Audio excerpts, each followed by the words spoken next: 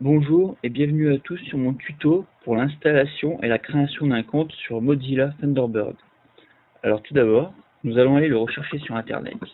Ici, nous allons aller le chercher sur Google Chrome, n'importe quel navigateur fera l'affaire bien sûr.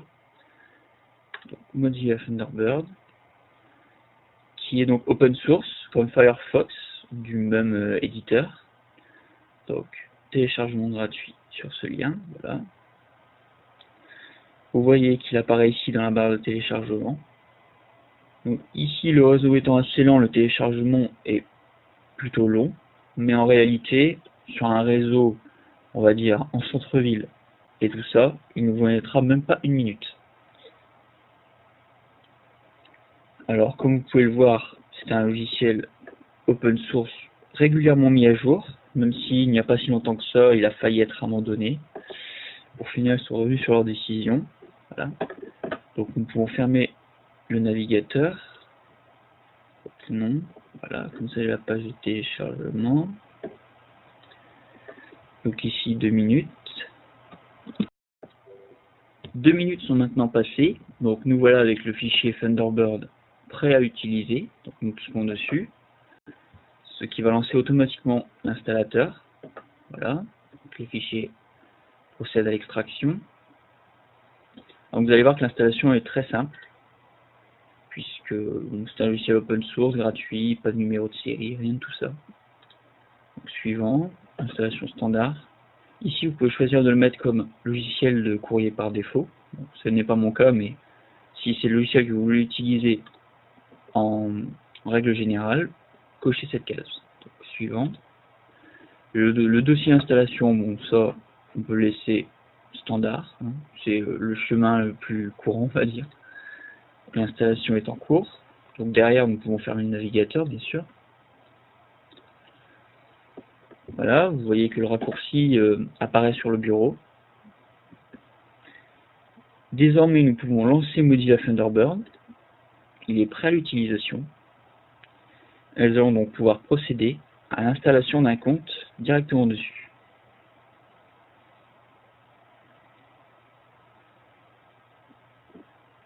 Bon, des fois, les temps de chargement peuvent être assez longs, mais je dirais que c'est surtout pour la première utilisation.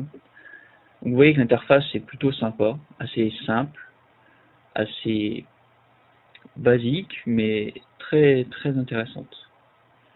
Alors ici, on n'a pas besoin de créer d'adresse, sauf si vous en avez envie, mais je suppose que vous avez déjà certainement vos comptes mail. Donc ici, c'est pour en créer une à partir de grandi.net, rien de bien intéressant.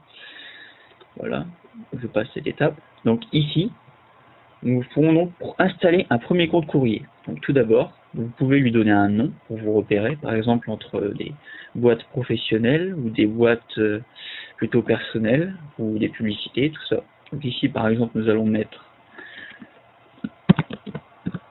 Catic Pro, par exemple. En adresse mail, votre adresse mail, donc pour ma part, ce sera celle-ci, qui est mon adresse professionnelle. À savoir que n'importe quelle boîte mail peut faire l'affaire, Gmail, Live, voire Mi pour les comptes Apple. Votre mot de passe ici. La plupart du temps, la configuration est automatique. Il lit automatiquement les paramètres d'installation du compte et tout ça, rien à taper à la main, ce qui est pourtant compliqué quelquefois, il faut bien l'avouer.